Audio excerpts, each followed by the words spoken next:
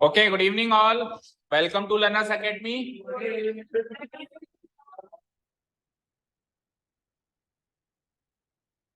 कौन था ये फटा लाउड स्पीकर? आंखें खराब हुई है तो उसका असर गले में भी हुआ है क्या? हाँ, चलिए.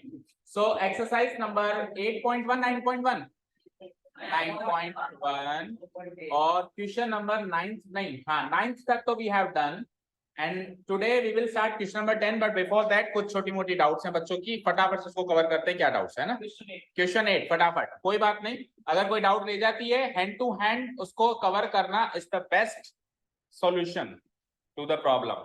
ठीक है, उसको संभाल के रखना, उसको कभी भी संभाल के नहीं रखना. कोई भी डाउट हो अगर छोटी मोटी है तो हैंड टू हैंड ही पूछनी. चलो क्वेश्चन नंबर 8 देखो फटाफट से, रफली डिस्कस करो. एक स्टैचू है, इधर देखो स्क्रीन पे स्टैचू है, पेडेस्टल पर है, तो let's say this is pedestal. ये रहे इसके ऊपर स्टैचू. ठीक है, ओके आगे बढ़ो. From a point on the ground, ये रहा ग्राउंड लेवल. भाई पेडेस्टल ग्राउंड लेवल पे ही होगा? होगा नहीं होगा? पेडेस्टल ग्राउंड पे ही होगा, हवा में दोनों होगा. सो पेडेस्टल का लेवल ग्राउंड फुट लेवल और ग्राउंड लेवल सेम ही होगा. इधर मान लो ये पॉइंट है सी, इस सी पॉइंट से हमको जाना है, एंगल ऑफ एलिवेशन करना है. कहाँ? Top of the statue. ये रहा टॉप ऑफ द स्टैचू. सी से पहुंच जाओ आप सीधे टॉप ऑफ द स्टैचू. नहीं पहुंचे?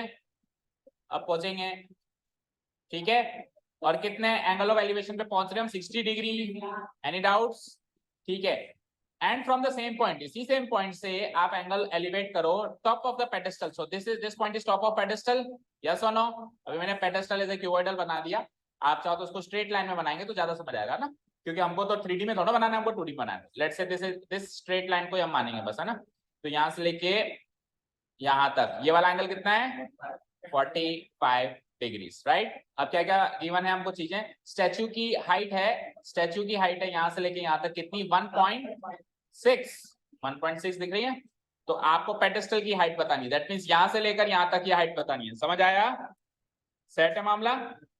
चलो तो सी ए बी, बी पे 90 डिग्री बन रहा है ऑब्वियसली, एंड डी. ठीक है, सबसे पहले triangle ABD, ABC sorry, triangle ABC. ABC में ये 45 डिग्री है. एक तो मैंने क्लोजली हिंट दे रखा है आपको कि जब भी एक एंगल 45 डिग्री हो जाए तो उस राइट एंगल ट्राइंगल के, वो right angle triangle actually isosceles right angle triangle होता है. अगर किसी एक राइट एंगल ट्राइंगल में एक एंगल 45 डिग्री दिख जाए तो वो राइट एंगल ट्राइंगल नहीं होता है, वो क्या होता है? आइसोसेलेस राइट एंगल ट्राइंगल होता है, जिसकी दो साइड्स इक्वल होती हैं. हाइपोटेन्यूज के अलावा जो दो साइड्स हैं वो इक्वल होती हैं. We can use the direct result as well. तो अगर ये जो होगा ए बी और सी बी बराबर होंगे, बोलो. लेट्स से ए बी को मैं x मान लेता हूं. अगर मैंने ए बी को x मान लिया यहां से लेके यहां तक, तो मेरी ये भी x हो जाएगी. Tell me. अब आप चाहो तो डायरेक्ट लिखो, नहीं तो ट्रिग्नोमेट्री अप्लाई करो. कैसे? 1045 इक्वल टू, बोलो अपोजिट साइड क्या है? A B divided by adjacent side क्या है? BC. What is 1045? 1. तो 1 equal to A B upon BC. बोलो बोलो उदित, कोई डाउट? ठीक है, 1 को मैं एस रेशियो 1/1 लिख सकता हूं. क्रॉस मल्टीप्लाई, ए बी बन जा, BC बन जा. सो ए बी और BC इक्वल आ गए, दोनों को x मान लिया मैंने. ठीक है, कोई डाउट नहीं है. अब नेक्स्ट ट्रायंगल में आ जाओ. डी, ये तो किस में था? मैं इन ट्रायंगल एबीसी, छोटे ट्रायंगल में था. अब बड़े ट्रायंगल में आ जाओ. इन ट्रायंगल कहां हूं? यहाँ पे आ जाता हूं. In triangle DBC, in triangle DBC. इसमें अगर मैं 1060 अप्लाई करूं, 1060 क्या अप्लाई करूं? तो 60 डिग्री के सामने वाली अपोजिट साइड ये पूरी है, डी से लेकर बी. देखो 45 डिग्री के सामने केवल इतनी हाइट थी, 60 डिग्री के सामने ये टोटल हाइट है ना. तो 1060 degree equal to DB upon adjacent side तो सेम ही होगी, BC. ठीक है, 1060 की वैल्यू √3 इक्वल टू DB पता करना है, BC पता है x, पता है ना. अच्छा DB को भी स्प्लिट करो, तो DB को कैसे लिख सकता हूं मैं? DA plus AB, DA plus, और DA कितना है? 1.6 प्लस AB कितना है? वही x. तो यहां से अब x की वैल्यू निकालनी हो सकता है आपका आगे का काम. बोलो, यहीं तक दिक्कत है ना? कैलकुलेशन में थोड़ा दिक्कत है, बस क्वेश्चन सेट.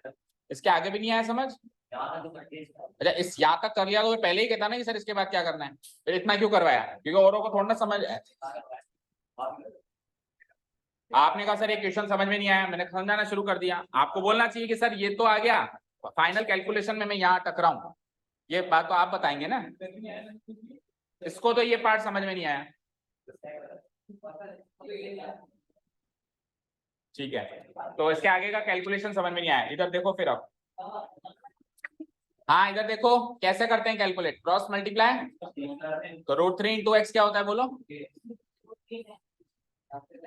और 1 को इससे मल्टीप्लाई करेंगे तो क्या होगा,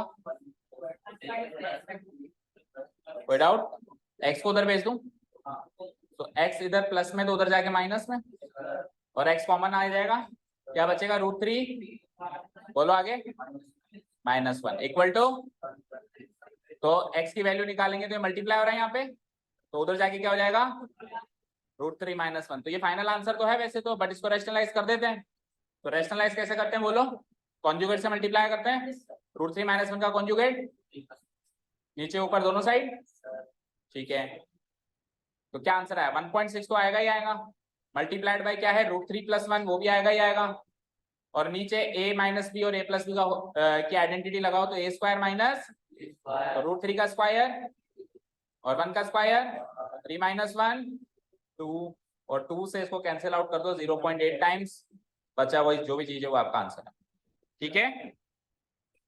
और कोई डाउट बोलो, और कोई डाउट किसी को, बढ़ सकते हैं आगे अगले क्वेश्चन की तरफ, इससे पिछले सारे क्वेश्चन क्लियर है सबको, सारे क्वेश्चन सबने अपने आप करके देखे एक बार, यहां तक के नहीं करके देखे, एक दो करके देखे, थोड़े बहुत करके देखें बेटा, थोड़े बहुत तो अदर बुक से करके देखने थे, ये तो सारे करके देखने थे, ठीक है ना। एनसीईआरटी को तो पूछना है आपको, ठीक है, क्लास 10th के लिए ये आपकी होली बुक है, क्या है ये, चलो क्वेश्चन नंबर 10 की बात करेंगे, 2 पोल्स, ध्यान से सुनेंगे, लैंग्वेज समझना इज द फोरमोस्ट चुनौती, फोरमोस्ट चैलेंज क्या है हमारा, लैंग्वेज को डिकोड करके राइट एंगल ट्राइंगल में कन्वर्ट करना, ट्रिग्नोमेट्री में एप्लीकेबल कॉन्सेप्ट्स में कन्वर्ट करना, तो रेडी, ठीक है ना, दिमाग से इधर उधर की सारी जो चल रही हैं उनको सब भूल के एक बार सब क्वेश्चन की तरफ देखेंगे, ठीक है, जो हुआ सब अच्छा, जो होगा सब अच्छा, प्रेजेंट में हम इस क्वेश्चन को फोकस करेंगे सारे के सारे, ओके।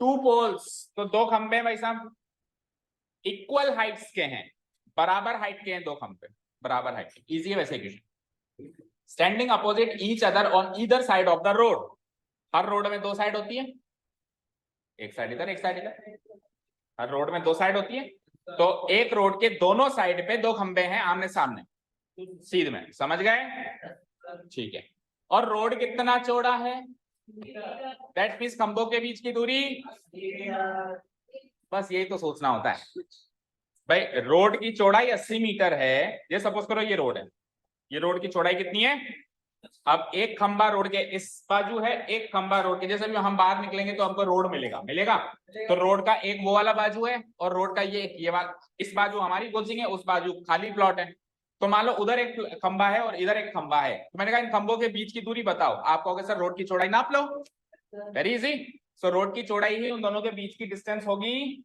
ओके, नाउ व्हाट, अब रोड के उस रोड पर कोई पॉइंट है, उस रोड पर कोई पॉइंट है, चलो लगे आप थोड़ा बहुत फिगर बनाते जाते हैं ताकि अंडरस्टैंडिंग बनी रहे, सो लेट्स से अभी मैं 3D में रोड नहीं बना रहा हूं, तो मैं रोड ऐसे ही बना देता हूं, this is our road, this is our road 80 metre wide, ठीक है, रोड के इस बाजू में एक खंबा है ऐसे, और दोनों इक्वल हाइट्स के अलग हैं, दोनों ये जितना लंबा है उतना ही ये लंबा है, इक्वल हाइट्स साफ साफ गिवन, चेक करो, 2 poles of equal heights, right, ठीक है, 80 मीटर रोड की चौड़ाई है, so this width is 80 metre, और I can say the distance between, I can say the distance between the 2 poles is 80 metre, एक ही बात है, let's read further, from a point between them on the road, पोलों के बीच में एक पॉइंट से, अब एलिवेशन करेगा ये, इन दोनों पोल्स के बीच में एक पॉइंट लेगा रोड के ऊपर, तो ये है ना रोड, ब्लू कलर का है ना रोड, अब ब्लू कलर का रोड है तो वो पॉइंट यहां भी हो सकता है, वो पॉइंट यहां भी हो सकता है, वो एग्जैक्टली हाफ में भी हो सकता है, बट हाफ के अलावा हम कहीं पर भी लगा सकते हैं, क्योंकि हाफ एक स्पेशल केस होता है, मिड पॉइंट एक स्पेशल केस होता है, तो मिड पॉइंट के लिए वो कहे तो ही लगाना है, वो नहीं कहे तो हमको आगे होकर मिड पॉइंट पे नहीं लगाना है, तो आपकी मर्जी, आप चाहो तो इस साइड लगा लो, इधर की साइड लगा लो या उधर की साइड लगा लो, पर मिड पॉइंट पे नहीं लगाना, सो लेट्स से मैं यहां लगा देता हूं, ठीक है, अब इस पॉइंट से क्या हो रहा है देखो, angles of elevation of the top of the poles are 60 degree and 30 degree. उस पॉइंट से दोनों पोल्स के टॉप पे एंगल्स ऑफ एलिवेशन जा रहा है। समझ गए? हुआ क्या, स्टोरी समझे? रोड पे सपोज करो मैं खड़ा हूं, इस इधर एक खंबा है, इधर एक खंबा है, इधर इस खंबे पे रुद्र चढ़ा हुआ है, इस खंबे पे ये अहद चढ़ा हुआ है। अब मेरे को यहां से इससे भी बात करनी है और इससे भी बात करनी है, तो मैं रोड पे जिस पोजीशन पे हूं, एक साइड बात करने के लिए 30 डिग्री ऊपर करना पड़ता है मुझे एंगल ऑफ एलिवेशन नजरों को, और एक साइड मेरे को बात करने के लिए 60 डिग्री ऊपर करना पड़ता है। क्या वो वही तो पता करना है, स्टोरी तो समझ में आई? ठीक है, हाँ। अब उदित का सवाल है क्यों भाई एक साइड 30 डिग्री क्यों और एक साइड 60 डिग्री क्यों? मैंने थोड़ा ना कहा कि मैं रोड के बीचों बीच खड़ा हूं। अगर मैं रोड के बीचों बीच खड़ा हूं, खंबा जितना इधर है उतना इधर है, तो होगा इक्वल एलिवेशन। तो होगा जैसे जैसे जैसे जैसे हम, बोलो भैया, खंबे पे चढ़ना है, चढ़ा दूं? वायर है हमारे पास, और इलेक्ट्रिक वायर भी वहां पे थोड़ी सी लूज है, उसको टाइट भी करवाना था मुझे। हाँ, तू रिसर्च कर रहा है भाई कैसे बनती है कंपास ये प्रोटेक्टर? हाँ, वैसे ही आंखें में प्रॉब्लम है तो अच्छा अच्छा देखना,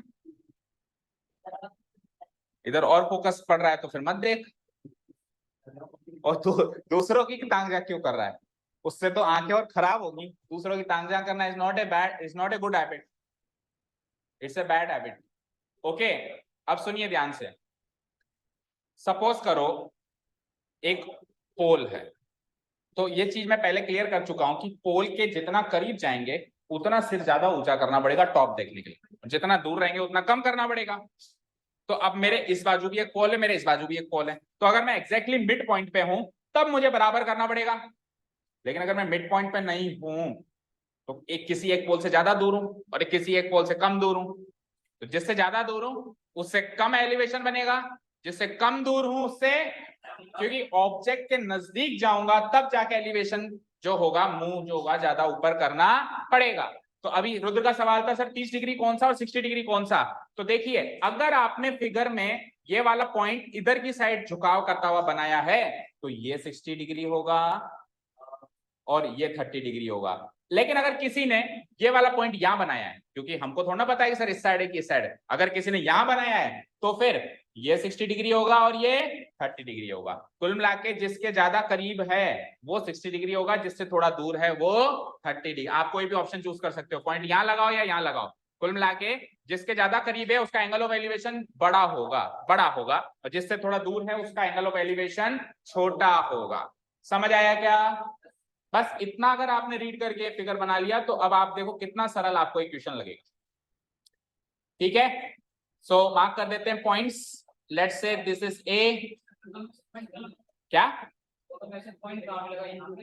आपकी मर्जी हो, जहां पे जैसे मैंने यहाँ लगा दिया, अगर आप यहाँ पे कंफर्टेबल है यहाँ लगा लो, अगर आपको वहां कंफर्टेबल लगता है तो वहां लगाओ, लेकिन फिर वहां पे 60 डिग्री इधर बनाना, 30 डिग्री इधर नहीं। क्यों आएगा गलत? कोई गलत नहीं आएगा, we will get the same answer. ठीक है ना, आंसर कभी गलत नहीं आएगा। ए बी सी, ये वही बात हो गई। देखो बेटा, देखो इधर देखो, ये फोन है, ठीक है, अभी मैं इसको इधर से देख रहा हूँ, ऐसे घूम के इधर से आके देख लूं तो फोन बदल गया क्या? है तो वही ना, फोन तो वही है ना, बस वही बात है। आप इधर खड़े हो, अगर आपने इसको उधर बना दिया तो फिर वो उस हिसाब से एंगल्स भी तो बदल रहे हो।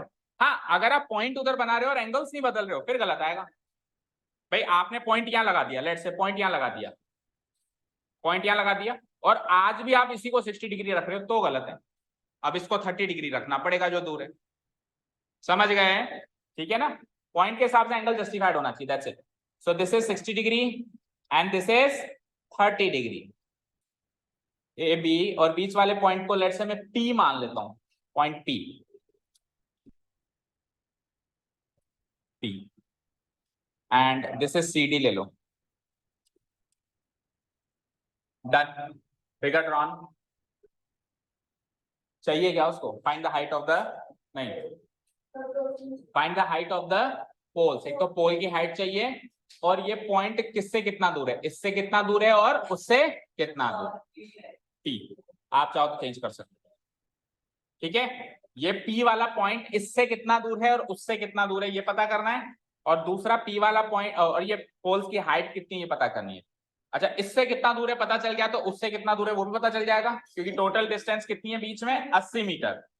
तो सपोज करो इससे 20 मीटर दूर होगा तो उससे 60 मीटर दूर होगा, समझ गए। इससे 10 मीटर दूर होगा तो उससे 50 मीटर दूर होगा।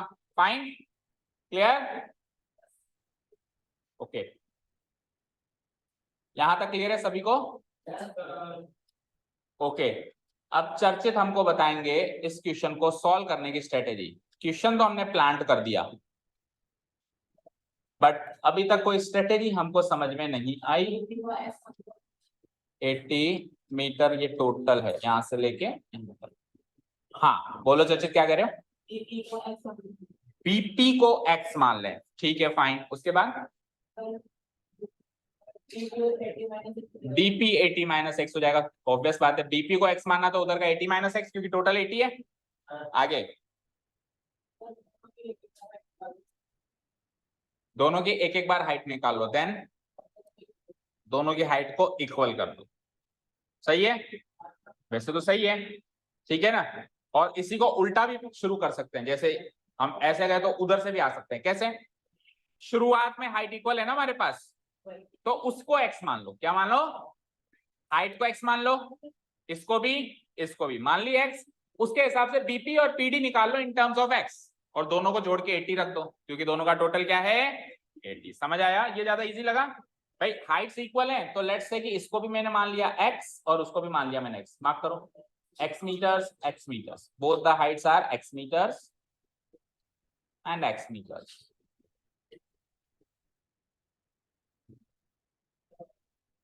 ओके, चलो स्टार्ट करते हैं।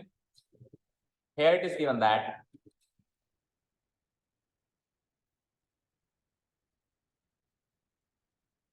देखो बेटा, अगर टाइम से टाइम पढ़ाई कर रहे हो और चैप्टर को रिवाइज कर रहे हो, तो मैं मानता हूं कि ये चैप्टर सबको इंटरेस्टिंग लग रहा होगा, किसी को बोरिंग नहीं लग रहा होगा, हर क्वेश्चन में मजा आ रहा होगा।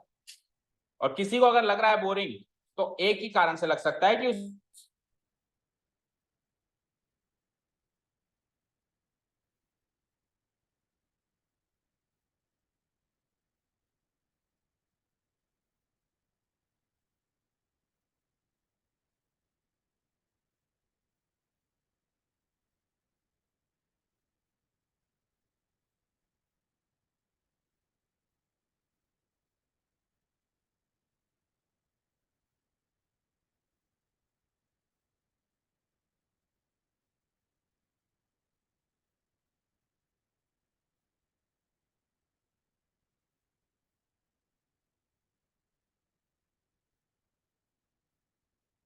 इवन लिखा है, मेरे वेट कर रहे हो सब लोग, किसी ने कुछ नहीं लिखा। ओके, तो सपोज करो सबसे जो क्लियर कट चीज है वो है BD, width of the road, है ना। देखो विड्थ ऑफ द रोड जो बिल्कुल क्लियर कट है उसको सबसे पहले नोट करो, width of the road that is BD. Exam में मत स्टॉप हो जाना कि कमल सर लिखे फिर लिखूंगा, ठीक है। 80 मीटर, डन, ओके। नाउ अब दोनों की हाइट इक्वल है, तो दोनों की हाइट को मान लेंगे x and x. Now let the heights of two equal poles, let the heights of two equal poles on either side of the road, दोनों either side of the road है, on either side of the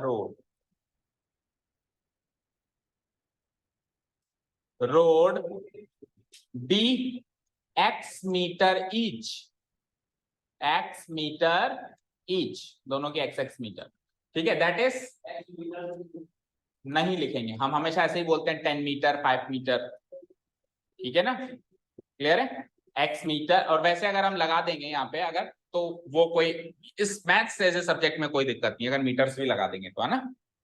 okay, x metre each, that is mathematically as per the figure क्या हो जाएगा, A B equal to C D equal to x, ठीक है। इस figure के according decode हो गया। चलो अब एक एक ट्रायंगल पकड़ ले बेटा, ये भी 90 है और वो भी 90 है। चलो पहले triangle ABP, now in triangle ABP, now in triangle, चलो अब की बार मैं दोनों ट्रायंगल्स में साइमल्टेनियसली चला रहा हूं, ठीक है, triangle ABP and triangle CDP, क्योंकि कभी ना कभी तो हमको थोड़ा सा एडवांस बनना ही पड़ेगा आफ्टर सम क्वेश्चंस, ठीक है ना, क्योंकि स्पीड भी बढ़ानी है, हमको ही बढ़ानी है, और कोई नहीं आएगा बढ़ाने। Triangle ABP and triangle CDP को देखो साइमल्टेनियसली सॉल्व करेंगे, जो इधर करेंगे वो इधर करेंगे, ठीक है। सबसे पहले दोनों ट्राइंगल के गिवन पॉइंट्स, तो इधर इस ट्राइंगल में एंगल एबीपी 90 डिग्री है क्या, बोलो, और उस ट्राइंगल में कौन सा एंगल 90 डिग्री है, सीडीपी 90 डिग्री है, फाइन, ओके। एबीपी 90 डिग्री के अलावा इस ट्राइंगल में एपीबी 60 डिग्री है, एपीबी 60 डिग्री है, बोलो, और उधर कौन सा है 30 डिग्री, बोलो, CPD, CPD is 30 degree, fine. उसके अलावा यहां पे AB x मीटर है और वहां पर CD x मीटर है, यस और नो, और यहां से मुझे BP निकालना है, एडजेसेंट साइड, क्वेश्चन मार्क, वहां से कौन से एडजेसेंट साइड निकालनी है, DP, बोलो समझ आया, एक चाहो तो लाइन खींच सकते हैं बीच, समझ आया। आज नहीं तो कल ऐसे साइमल्टेनियसली करना ही पड़ता, जैसे जैसे एडवांस क्वेश्चंस पे आते हैं, है ना। एंड ऐसे आप एग्जाम में कर सकते हो, जरूरी नहीं ये पूरा केस अलग से उठाना है और वो पूरा केस अलग से उठाना है, ऐसा कोई जरूरी नहीं, ठीक है ना। लेफ्ट राइट साइड अपन दोनों केसेस साइमल्टेनियसली चला सकते हैं, बट नीट एंड क्लीन होने चाहिए, ऐसा नहीं एक दूसरे में घुसे हुए हैं, इसकी लाइन उसमें घुस रही है, इसकी लाइन उसमें घुस रही है, वो आप कैसे स्पेसिंग करते हो, कैसे पार्टीशन करते हो, लाइन खींचते हो, अगर आप सफाई के साथ कर सकते हो तो करना, नहीं तो फिर अलग अलग उठा लेना। मौलिक भाई, आपके लिए विशेष टिप्पणी छोड़ी है मैंने, सफाई से याद आया बेटा, ये आपके मैथ्स अच्छी है, आपके कॉन्सेप्ट क्लियर है, आप क्वेश्चन भी सॉल्व अच्छा करते हो, कैलकुलेशन भी सही है, लेकिन ऐसे प्रेजेंट करोगे तो सारे करे कराए पे पानी फिर जाएगा। आई नो ये राइट टाइम नहीं है, अब तो मतलब स्कोप नहीं है हमारे पास, हाइपोथेटिकल कंडीशन हो गई, कल सीखा था ना, स्कोप खत्म हो गया, लेकिन फिर भी थोड़ी कोशिश करना शुरू करो बेटा। कैसे करोगे बताओ मुझे, ये पकड़ के बैठा है कल की बात, हाँ इसने दिल पे ले ली, हाँ कैसे करोगे, स्ट्रेटेजी, प्रैक्टिस कैसे, तो ऐसे ही वाली प्रैक्टिस करोगे तो ऐसी ही आएगी फिर, यस। सुलेख की बुक आती है, ज्यादा नहीं बस एक पेज, अरे बेटा फालतू के मार्क्स कटेंगे हमारे, कितना टाइम लगेगा, 10 मिनट रोज के, आपको कुछ नहीं कर, मेरी बात सुनो, आपको ये नहीं सोचना कि मेरी हैंडराइटिंग खराब है, मेरी ये सफाई नहीं है, कुछ भी नहीं है, आपको तो ऐसे मान लो किसी ने सजा दे दी कि एक पेज रोज का करना है, दैट्स इट, एक पेज रोज का 10 मिनट से जेन्युइनली करो, आप देखना 1 महीने के अंदर ऑटोमेटिकली हैंडराइटिंग इंप्रूव हो जाएगी, ठीक है। और भी अगर किसी की अच्छी नहीं हो तो उनके लिए भी है ये, उसकी तो कुछ ज्यादा ही बुरी है, ठीक है, औरों की भी अभी चेक हो रही है, देखें और भाई ऐसा कोई शूरवीर मिले मुझे, ठीक है, क्या मनन आपकी ठीक नहीं है, सही है, ओके, गर्ल्स में तो वैसे ठीक है सब, ओके चलो आप, हाँ जी आइए,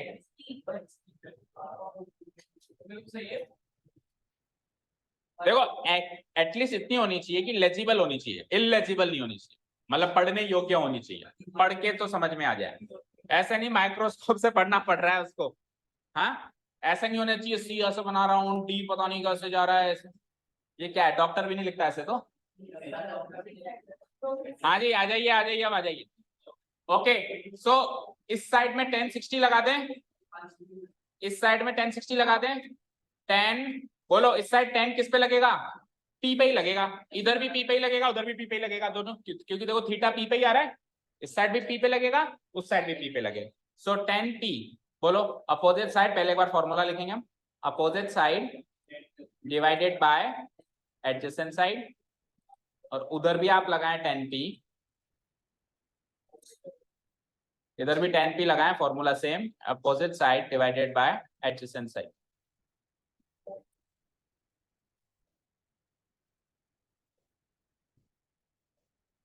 डन। सो इस वाले ट्राइंगल में P पे 60 डिग्री है, उस वाले ट्राइंगल में P पे 30 डिग्री है, राइट, बोलो, तो इधर इस वाले ट्राइंगल में 60 डिग्री है, उस वाले ट्राइंगल में 30, तो इधर तो लग जाएगा 10 60 डिग्री और उधर लग जाएगा 10 30 डिग्री, ओके। इस वाले ट्राइंगल में अपोजिट साइड कौन सी है, 60 के सामने चेक करो, दिस वन, ये है अपोजिट साइड, और ये है हमारी एडजेसेंट साइड। आप मार्क भी कर सकते हो गिवन पॉइंट्स में। और इस वाले ट्रायंगल में सी डी है हमारी अपोजिट साइड, और ये है हमारी एडजेसेंट साइड। तो पुट करो, यहां तो हो जाएगा A B by B P, yes और नो, और वहां हो जाएगा, बोलो क्या, C D by D P. बोलो एनी डाउट्स? No doubts? बोलो any doubts? Okay, tell me what is tan 60 degrees? √3/1। हाँ ठीक है, √3/1। ए बी को तो x मान रखा है ना हमने, ए बी को तो हमने x मान रखा है, तो x डिवाइडेड बाय बीपी। तो क्या मैं यहां से बीपी की वैल्यू निकाल सकता हूं? चलो उधर भी आ जाओ, लग गया। tan 30 डिग्री की वैल्यू 1/√3, और सी डी को भी मैं x मान चुका हूं, divided by DP. Done. Simultaneously करने में मजा आ रहा है, दोनों केस कंपेयर भी हो रहे हैं साथ के साथ, अंडरस्टैंडिंग भी बेटर हो रही है, और काम भी एंड टू एंड टाइम भी सेव हो रहा है। ओके चलो, तो अब यहाँ पे स्पेस नहीं है मेरे पास, तो क्या, हाँ बिल्कुल खींच सकते हो। पार्टीशन क्लीन होना चाहिए। अब जैसे देखो मैंने खींचने की कोशिश करी, लेकिन देखो मेरा अपोजिट साइड वहां घुस गया, मेरा एडजेसेंट साइड बिल्कुल दीवार पे आ गया, ऐसे नहीं होना चाहिए। अगर आप मैनेज कर पाओ तो करना, नहीं तो फिर अलग अलग करना, ठीक है। ओके सो नेक्स्ट पेज पे आ जाओ। तो इधर मैं क्रॉस मल्टीप्लाई करूंगा, तो √3 into BP, √3 into BP equal to x into 1, yes और नो? बोलो, √3 into BP equal to x into 1। और उधर उधर क्या होगा बोलो, x into √3 equal to DP into 1, right? या DP into 1 equal to x √3, कैसे भी लिख लो। तो DP into 1, DP into 1 equal to आगे क्या है, x इंटू √3, यही है क्या? यही है। ओके सो यहाँ से तो मुझे एडजेसेंट साइड, यहाँ से भी मुझे एडजेसेंट साइड निकालनी थी, वहां से भी एडजेसेंट साइड निकालनी थी, यहाँ से भी एडजेसेंट साइड निकलेगी, x1 जा x डिवाइडेड बाय √3 मीटर्स, और वहां से dp1 जा dp, और x into √3 is x √3 metres. Done. तो दोनों की एडजेसेंट साइड क्लियर हो गई? हो गई क्या? अब दोनों के एडजेसेंट साइड का सम 80 मीटर है, ऐसा गिवन है। तो इन दोनों को ऐड करके मैं 80 के इक्वेट कर दूंगा, तो x की वैल्यू आ जाएगी, देखो फिगर में, यहां से लेके यहां तक की लंबाई कितनी निकली, x डिवाइडेड बाय √3, और dp कितना निकला, x इंटू √3। तो अब इन दोनों को ऐड कर दूं तो टोटल 80 मिलेगा ना मुझे, टोटल विड्थ 80 है ना? बोलो मयंक, बोलो। यहां से लेके यहां तक एडजेसेंट साइड, यहां से लेके यहां तक एडजेसेंट साइड अलग अलग निकाल लिया, अब ऐड कर देंगे, ठीक है? Clear? Now total width of the road, total width of the road, road क्या माना था अपन ने, दैट इज, रोड क्या माना था, BD, that is BD equal to कितना, 80 मीटर। सामने वैसे हमने ऊपर भी लिखा हुआ है, पर फिर भी कोई बात नहीं, सामने डाल दो, गिवन है ये, ठीक है। अब BD को स्प्लिट कर दो, BD can be splitted into what, PB plus DP, right? PB plus, अच्छा एक और चीज अगर आप अप्लाई करो ये चीज, तो वो भी आपके प्रेजेंटेशन को अच्छा बनाती है। देखो हमने पीछे क्या लिखा, देखो BP लिखा है, क्या लिखा, BP, और यहाँ आते आते हमने इसको PB कर दिया, इधर BP अगले में PB कर दिया ना। तो हम कोशिश करें कि एक चीज को एक ही नाम से पुकारें थ्रू आउट द क्वेश्चन, उसका बार बार नाम ना बदलें, उससे क्या हम भी कंफ्यूज होंगे और चेक करने वाला भी कंफ्यूज होगा। ओके, या तो उसको शुरू में PB लिखो और थ्रू आउट द क्वेश्चन उसको PB लिखो। अब हमने पहले BP लिख दिया, अब उसको PB लिख रहे हैं, तो उसको BP ही लिखो, क्या लिखो, BP, नाम ना बदलो उसका, BP BP BP, ठीक है। तो BP प्लस DP की वैल्यू 80, हाँ मार्क कर लो यार, ठीक है, एक तरीके से वैल्यू भी तो है, नहीं है, हमने डायरेक्ट वैल्यू पुट अप कर दिया ना। BP equal to x by √3 plus DP की value x into √3 equal to what, 80। So √3 को एलसीएम ले लूं मैं, अगर मैं √3 को एलसीएम लूंगा तो देखो क्या होगा, इधर तो x का x ही रहेगा, और इधर क्या हो जाएगा, √3 इंटू x √3, √3 इंटू, तो √3 इंटू √3 3, और 3 into x 3x equal to what, 80, ठीक है। तो x प्लस 3x क्या होगा, 4x divided by √3 equal to 80। तो यहां से x की वैल्यू निकालेंगे तो 4/√3 उधर जाके रेसिप्रोकल हो जाएगा √3/4। समझ आया?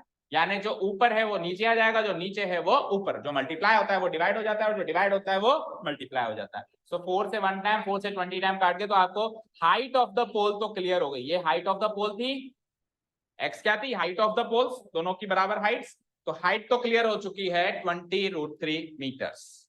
तो यहां पे आप एक कंक्लूडिंग स्टेटमेंट तो डाल सकते हो, hence the height of the poles, the heights of the two equal poles, the two equal poles जिसे हमने x माना था, ज्यूम किया था, उसकी वैल्यू आज की तारीख में क्लियर है 20√3 मीटर्स।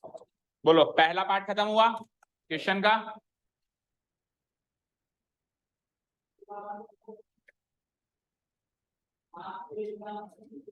पहला पार्ट फिनिश्ड।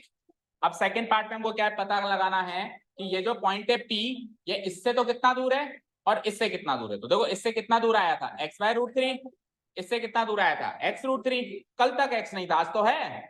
बस x की वैल्यू रखो, दोनों की दूरी पता चल जाएगी। समझ आया भाई? कल x की फॉर्म में था, लेकिन आज की तारीख में x सॉल्व फॉर्म में है ना हमारे पास। Just put the value of x and you will find how far is point P from B and from D. उससे कितना फार है वो आपको पता चल जाएगा। ठीक है, लिखें। नाउ सेकंड पार्ट इसका,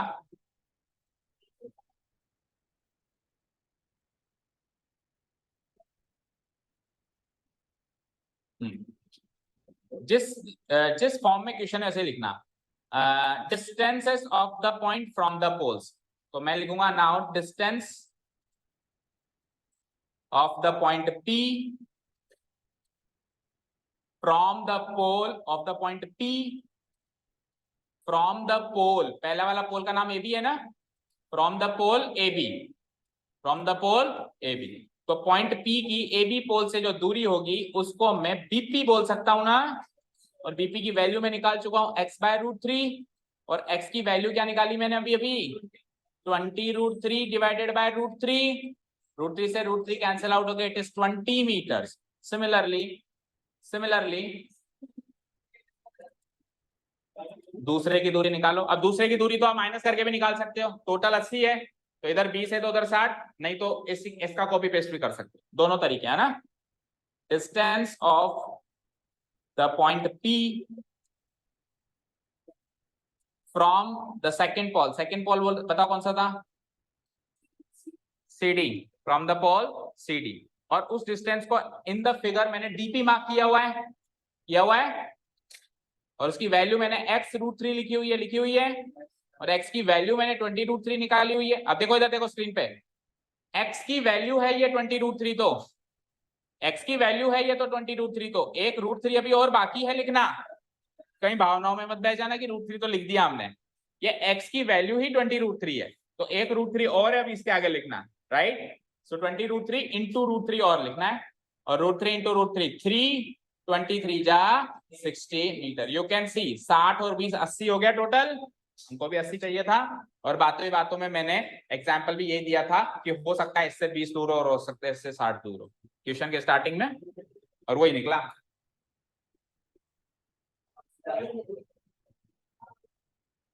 ठीक है,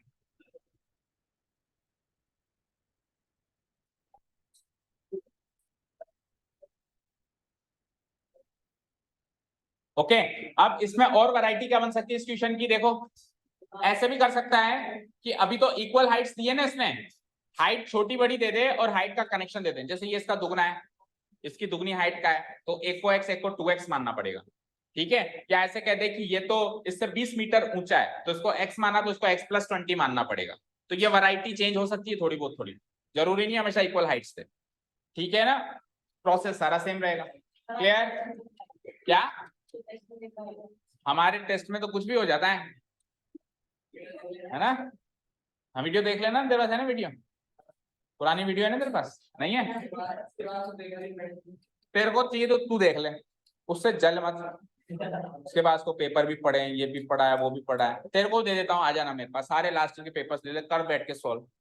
पेपर होना उसको सॉल्व करना दो अलग अलग बातें हैं। पूरी लाइब्रेरी भरी पड़ी है बच्चों के पास, पढ़ता कौन है उसमें से? ठीक है, जल के खाक हो गया है। अब वो तेरी बड़ी बहन नहीं थी तो अब हम क्या करें, उसकी बड़ी बहन थी क्लास 10th में, मुझसे पढ़ के गई थी, है उसके पास पेपर, और भाई भी था, लास्ट ईयर भाई था उससे, लास्ट ईयर बहन थी, भाई बाप। चलो आ जाओ, क्वेश्चन नंबर 11। टीवी टावर है भाई, देख रहा है, टीवी टावर क्या होता है आपको पता है क्या होता है? देखो ये चीज आपने आपकी लाइफ में तो देखी नहीं होगी, क्योंकि आपकी पैदाइश ही फिक्स कनेक्शन से हुई है। ये हम जैसे लोगों के लिए जो शक्तिमान देखते थे एंटीना सही कर करके, ठीक है। तो पहले के जमाने में जब टीवी स्टार्ट हुई थी, मतलब colour TV, black and white TV घरों में आना स्टार्ट हुई थी, लाइक 1985 या 90 के बाद घर घर में टीवी हो गई थी। उससे पहले तक टीवी नहीं होती थी इंडिया में घरों में, उससे पहले थिएटर्स ही होते थे, बस वही एक एंटरटेनमेंट का साधन रहता था। तो जब वो घरों में आई तो दूरदर्शन एक चैनल होता था, DD1। अब वो DD1 तो है, लेकिन वो हमारी टीवी तक कैसे पहुंचे? तो गवर्नमेंट अपने खर्चे पे किसी ऊंची जगह पे एक टावर लगाती थी, उस टावर को बोला जाता था टीवी टावर। और घरों में लोग बाग एंटीना लगाते थे, वो एंटीना टावर से ट्रांसमिशन करता था और उससे हमारी टीवियां चलती थी। और कभी जैसे आंधी तूफान आ गया तो एंटीना घूम गया, तो इधर शक्तिमान घूम जाता था, ठीक है, ज्यादा मतलब ज्यादा घूम जाता था, वैसे भी घूमता ही था वो तो, पर वो ज्यादा घूम जाता था, ठीक है। तो ये सारी चीजें आपने, और उसके बाद फिर अब तो और ज्यादा, जो आज की जनरेशन है बिल्कुल प्रेजेंट, मतलब छोटी जनरेशन है आपसे जस्ट अगली वाली जनरेशन है, उन्होंने तो डिस्क भी नहीं देखी, उन्होंने तो डिजिटल देखा है सारा। एटलीस्ट आपने डिजिटल से पहले वाली लाइफ थोड़ी बहुत तो देखी है, डिस्क कनेक्शन तो देखा है ना सबने, अभी भी होगा कहीं घर में डिस्क कनेक्शन, या सबके डिजिटली चल रहा है? OTT, सबके OTT हो गया क्या? ओके, चलो आ जाओ। तो एक टीवी टावर है जो कि एक कैनल के बैंक, कैनल क्या होती है? नहर। अगर आपको नहीं समझ आ रहा तो आप इसको नदी मान लो एक बार के लिए, है ना, ठीक है। और बैंक क्या होता है? बैंक ये नहीं है हमारा bank of Baroda, state bank ये नहीं है।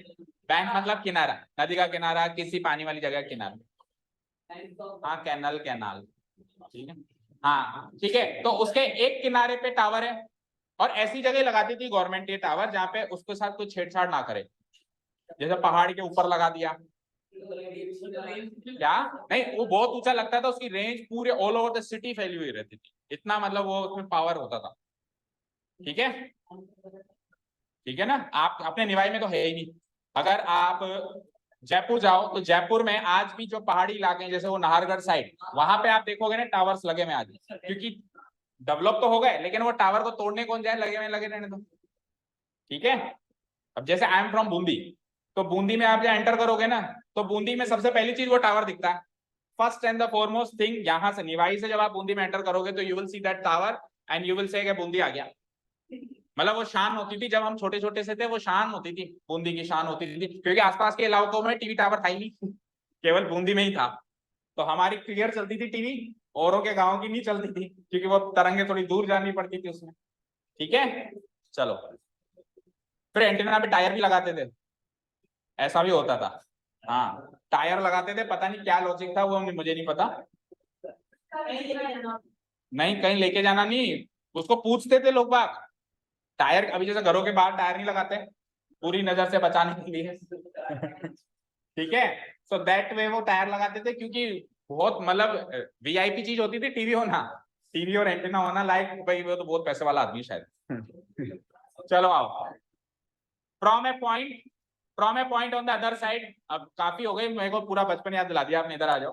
From a point on the other bank, तो let's say this is canal, ये कैनल है, जैसे भी रोड बनाया था हमने, वैसे इमेजिन करो कि अब ये कैनल है, नदी है। तो नदी का एक किनारा ये है, दूसरा छोर ये है, तो एक किनारे पे तो टावर है और दूसरे किनारे पे एक पॉइंट है, समझ गए?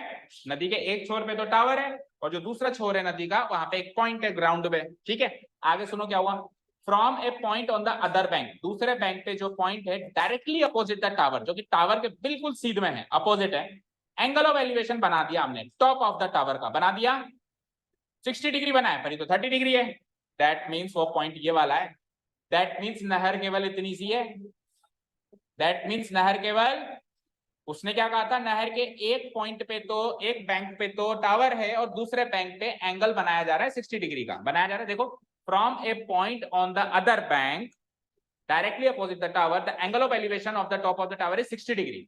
तो 60 डिग्री इधर नहीं बन रहा, उधर बन रहा है। दैट मीन्स ये नहर है, ये नहर है। समझ गए? क्या फिगर नहीं दे तो भी बता दूंगा अभी, ठीक है। अगर वो फिगर नहीं दे तो आप कितनी भी चौड़ी नहर बना लो, आपकी क्या जा रहा है, ये लो इतनी बढ़ा दी हमने, ठीक है, इतनी बना दी। अब इस नहर के इस यहाँ पे तो सपोज करो ये टावर है ना, ठीक है, और इस यहां से आपने 60 डिग्री बना दिया टॉप पे, कोई दिक्कत? बोलो। अब आगे पढ़ो, अब आगे बढ़ो। आगे क्या कह रहा है? अब इस पॉइंट से, सी पॉइंट से 20 मीटर और दूर जाओ, उसी छोर पे नहर है, नहर के इस बैंक पे तो टावर है, और उस बैंक का एक पॉइंट है, उस पॉइंट से और अंदर 20 मीटर जाओ, ठीक है। तो एक और पॉइंट मिलता है D, from another point 20 metre away from this point on the line joining this point to the foot of the tower. नहीं समझे? सुनो, ये कह रहा है कि फुट ऑफ द टावर को इस पॉइंट से ज्वाइन करूंगा तो जो लाइन बनेगी, बन रही है, इसी लाइन पे आगे 20 मीटर एक और पॉइंट है, 20 मीटर दूर एक और पॉइंट है। हाँ, नहर तो आप बनाओ जितनी है, ये नहर है, आप पतली बनाओ, उसमें बनी बनाई थी तो वो आपको सकड़ी लग रही थी, अब अलग से बना दो आप, ठीक है, डन। तो वो जो पॉइंट है ना, क्योंकि सपोज करो, देखो लेट्स से कि ये नहर है, अब यहाँ पे टावर है, वहां पे वो पॉइंट है, और उसके भी 20 मीटर बाद दूसरा पॉइंट है। तो कॉन्सेप्ट तभी बिल्ड हो पाएगा जब ये पॉइंट, इसका फुट, टावर का फुट, ये पॉइंट और वो 20 मीटर दूर वाला पॉइंट एक ही लाइन में हो, राइट। अगर ये एक लाइन में ना हो तो कोई कॉन्सेप्ट बिल्ड हो सकता है क्या? मान लो ये यहाँ है, ये यहाँ है, और तीसरा पॉइंट यहाँ है, तो राइट एंगल ट्रायंगल ही नहीं बनेगा ना। तो ये क्लियर करने के लिए उसने ये बात कही है कि जो अनदर पॉइंट लिया है ना 20 मीटर, हमने इस पॉइंट से, वो उस लाइन पर है, किस लाइन पर है, जो कि इस पॉइंट को, सी पॉइंट को फुट ऑफ द टावर से जोड़ता है। तो सी पॉइंट को फुट ऑफ द टावर से जोड़ने वाली लाइन बीसी है, उस बीसी लाइन पर ही आगे चल के डी पॉइंट है 20 मीटर दूर, सी से 20 मीटर दूर, समझ गए? और वहां से एंगल ऑफ एलिवेशन बनता है 30 डिग्री, बन गया। Now what? Find the height of the tower and the width of the canal. तो हाइट ऑफ द टावर क्या होगा? जैसे यहां से भी ये हमारी कितनी हो गई, 30 डिग्री हो गई। तो हाइट ऑफ द टावर तो यानी कि ये निकालना है आपको, और विड्थ ऑफ द कैनल मतलब ये निकालना है, ये है विड्थ ऑफ द कैनल, ये निकालना है, ये निकालना है, समझ गए? बनाओ फिगर, बन गया क्या? टावर के लिए बस आप स्ट्रेट लाइन खींचो, एग्जाम्पल्स में बन रखे हैं, नहीं कोई बात दिक्कत नहीं हमको, तो हम स्ट्रेट लाइन बना देंगे, मतलब हम मैथमेटिकल ऐसे राइट एंगल ट्रायंगल बना देंगे, and that is more than sufficient. अरे इसको होमवर्क कर सकते हो क्या?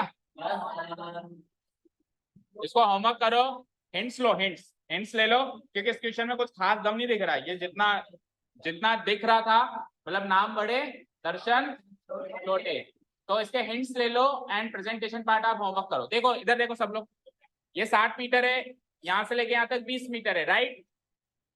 अब सुनो, यहां से लेके यहां तक इसको x मान लो, मान लिया, ठीक है। अब आ जाओ आप ट्राइंगल ए बी सी में, मुझे बताओ ट्राइंगल ए बी सी के अंदर tan 60 अप्लाई कर दूं क्या? tan 60 डिग्री, तो अपोजिट साइड क्या होगी? ए बी, बोलो, डिवाइडेड बाय एडजेसेंट साइड क्या होगी? बीसी होगी, ठीक है। tan 60 की वैल्यू बोल दो, और ए बी तो मुझे पता करना है, और बीसी मैंने हाल फिलहाल के लिए x माना है, माना है। तो यहां से जो ए बी आएगी वो क्या आएगी? x√3, क्रॉस मल्टीप्लाई कराएंगे तो x√3। चलो इस ए बी को अगले ट्राइंगल में यूज करो आप, ए बी डी में, बड़े ट्राइंगल में, again in triangle A B D, in triangle A B. आपने नोटिस किया पिछले 3-4 क्वेश्चन से हर एक क्वेश्चन में tan थीटा लग रहा है, क्योंकि रिलेशन ऑपोजिट और एडजेसेंट का ही मैक्सिमम मिलता है, ठीक है। ट्राइंगल ए बी डी, ये सारी चीजें नोटिस करने की होती है ना। tan 30 डिग्री लगाएंगे आप, तो 30 डिग्री के सामने भी वही ए बी है जो 60 डिग्री के सामने था, लेकिन अब की बार एडजेसेंट साइड बड़ी हो गई। पहले एडजेसेंट साइड बीसी थी, आज की तारीख में एडजेसेंट साइड बी से लेके डी तक है, बी डी तक, बी से लेके डी तक है। tan 30 डिग्री की वैल्यू ए बी तो हमने निकाल लिया है ना, x√3 पुट करो, और बी डी जो है उसको भी x की फॉर्म में लिखो, तो बी डी क्या है? BC प्लस सी डी, तो BC तो है x प्लस सी डी है 20, इस इक्वेशन से x सॉल्व हो जाएगा, x सॉल्व हो जाएगा, that means width of the canal तो मिल गई, विड्थ ऑफ द कैनल तो मिल गई, इस x की वैल्यू को यहाँ पुटअप कर दो तो हाइट ऑफ द टावर भी मिल गया, समझ आया? चलो सॉल्व कर दो, चलो तो क्या हो जाएगा देखो, x√3 इंटू √3 करना 3x, x√3 into √3 3x equal to x+20 बन गया, x+20 x को इधर भेजो तो 3x minus x gives me 20, so 3x minus x gives me 2x equal to 20, so 2 से डिवाइड कर दो तो x की वैल्यू 10, यानी कि ये 10 मीटर है, यानी विड्थ ऑफ द कैनल है 10 metre, width of the canal है 10, और इस 10 को जैसे ही मैं यहाँ पुटअप करूंगा तो 10√3 आ जाएगी आपकी हाइट, 10√3 दोनों आ गई, ए बी तो थी हाइट, क्या थी, ठीक है, वेरी इजी। चलो अब देखो नेक्स्ट क्वेश्चन, सर क्या होता है, तो इसलिए थोड़ा होमवर्क दिया था, अभी पूरे 3 मिनट है, ठीक है कोई बात नहीं, देखो इधर रीड आउट कर, कल हमको एनी हाउ ये चैप्टर खत्म करना है, फिर आप सोच लो कल के लिए कितना ज्यादा काम होगा, कल क्यों है 5 क्वेश्चन, ये 12 तो अभी करवा रहा हूँ ना, कल के लिए 5 क्वेश्चन ना हो इसलिए तो करवा रहा हूँ, ओके आओ इधर आओ, अरे क्या घबराते हो, इधर आओ इधर आओ, हाँ जी स्टार मार्क करो, इवन डबल स्टार मार्क करो, ट्रिपल भी कर लोगे तो कुछ नहीं जाएगा, क्योंकि वर्थ है इसका, इस क्वेश्चन का वर्थ है 3, ठीक है, चलो पढ़ो, पढ़िए सबको, from the top of a 7 metre high building the angle of elevation of the top of a cable tower is 60 degree and angle of depression of its foot is 45 degree, find the height of the tower। Question पढ़ के figure बना दो तो मैं मानूं, बनाओ, पढ़ो closely पढ़ो और बनाओ, बना के बताओ तो मैंने, बातें मत करो, इधर इसको देखो और बनाओ, तो मैंने कह दिया करवा के भेजूंगा तो करवा के भेजूंगा, ऑप्शन ही नहीं आपके पास, डोंट हैव ए चॉइस, उसको पढ़ो और बनाओ।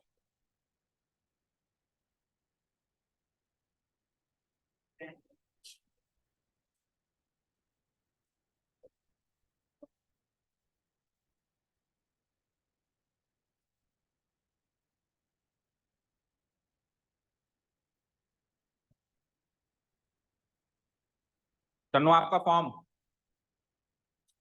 रजिस्ट्रेशन फॉर्म भर दिया, क्यों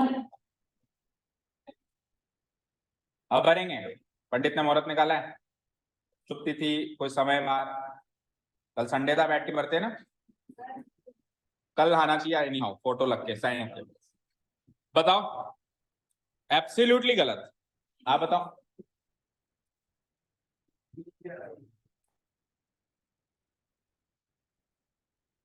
बेटा डिप्रेशन तो बनाओ, डिप्रेशन तो दिखा ही नहीं आपने, भव्य आपको डिप्रेशन नहीं दिखा, देखा है गलत है, आप बताना,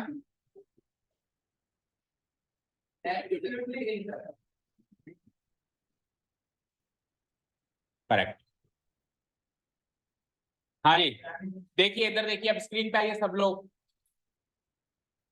look at the screen, from the top of a 7 meter high building, 7 metre ऊंची बिल्डिंग के टॉप से, from the top of a 7 metre high building, ये है हमारी 7 मीटर ऊंची बिल्डिंग है, ये हाइट कितनी है 7 मीटर, इसके टॉप से शुरू करना है, करेंगे, अब टॉप से शुरू करके करना क्या है, एंगल ऑफ एलिवेशन बनाना है, तो एलिवेशन ऊपर बनता है या नीचे, यानी है मैं स्टार्ट भी टॉप से कर रहा हूं और बनाना भी कुछ टॉप पे ही है, समझ आया, स्टार्ट भी मैं कहां से कर रहा हूं टॉप से, और एंगल ऑफ एलिवेशन नीचे तो बनेगा नहीं, तो ऐसा कभी भी नहीं होता कि टॉप से स्टार्ट करते हैं तो नीचे ही बनता है और नीचे से स्टार्ट करते हैं तो ऊपर ही बनता है, ऐसा कोई फिक्स नहीं है, देखो टॉप से स्टार्ट करके ऊपर भी बन सकता है और नीचे से स्टार्ट करके नीचे भी बन सकता है, कुछ भी बनवा सकता है वो, अभी नदी का क्वेश्चन दूंगा एक, उसमें नदी में क्या होगा ग्राउंड लेवल से भी नीचे जाएंगे, तो ग्राउंड लेवल से भी डिप्रेशन बन सकता है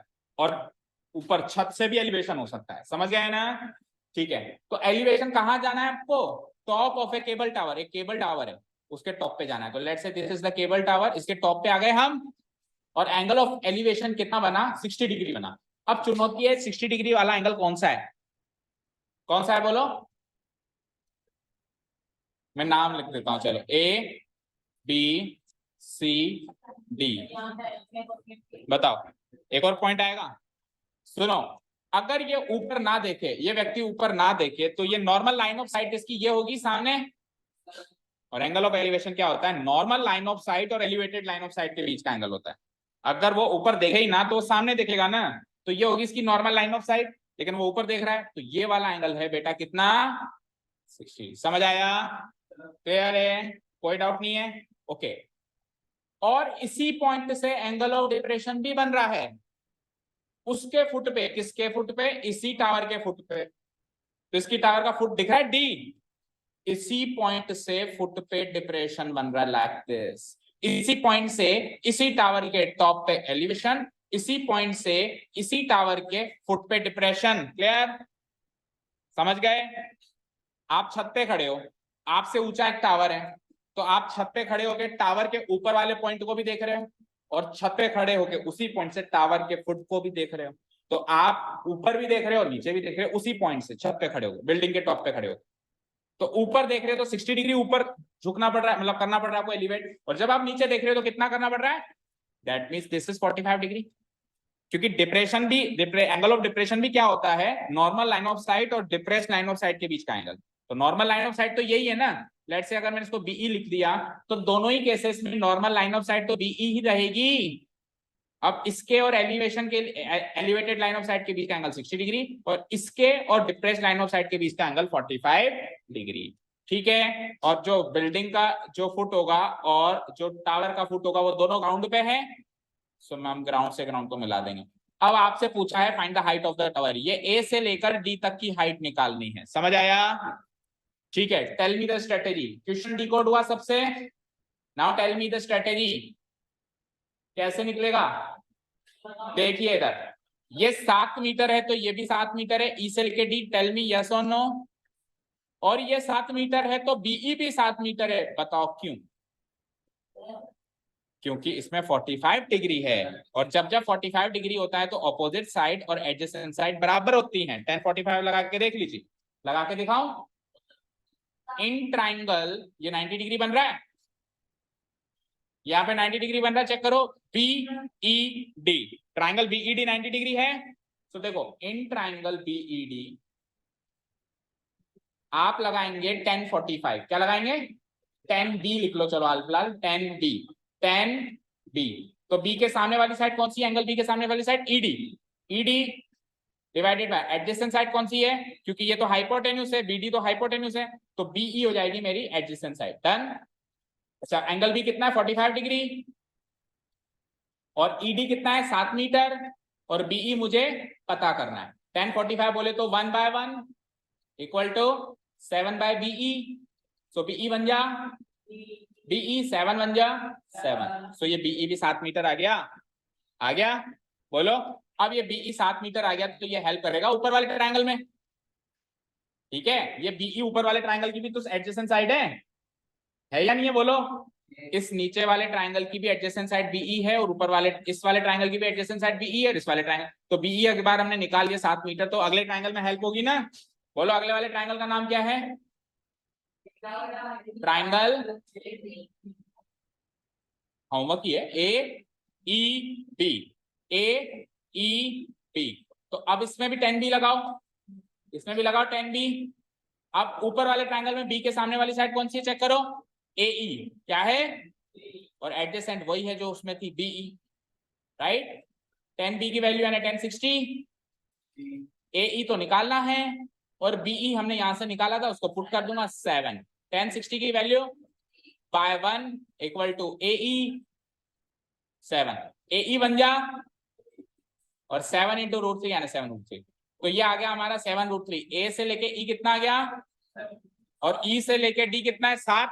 तो टोटल हाइट कितनी हो गई टावर की? 14√3। वाह, 14√3। सबको लगता है 14√3? Total height of the tower, of the tower. Tower का नाम क्या है? एडी। टावर का नाम क्या है? एडी को ब्रेक करो तो एडी ब्रेक हो जाएगा एई प्लस डीई। एई प्लस डीई। AE अभी अभी निकाला हमने 7√3 और DE पहले ही निकला हुआ था 7, तो यही आंसर होगा, ये 14√3 नहीं होगा, या तो ऐसे ही छोड़ दो या फिर 7 कॉमन ले लो, 7 into √3 प्लस मीटर आंसर। छोटी मोटी चीजें अगर नोट करनी है तो नोट करो, एंड बाकी presentation part is your homework.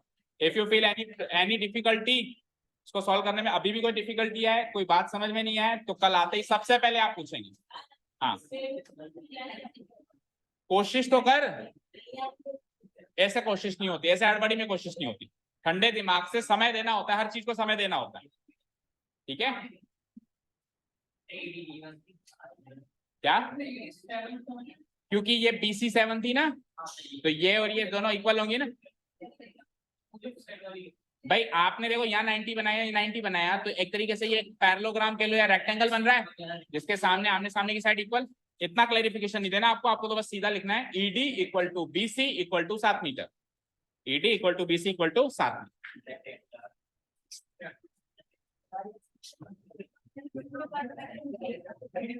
Distance of the point D from the point DP 60 metre, बस यही तो था फाइनल। x की वैल्यू क्या है? x की वैल्यू क्या है? 20√3, ये 20√3 तो x की वैल्यू है तो x की वैल्यू तो x क्या है, √3 भी तो है, x की वैल्यू तो यहाँ खत्म हो गई, ठीक है। x की वैल्यू 20 नहीं, आपको लग रहा है x की वैल्यू 20 है तो आपने सब दो बार भी लगाया, x की वैल्यू 20 के आगे √3 भी है, तो यहाँ तक तो x की वैल्यू ही है, और उसके बाद √3 है, √3 20।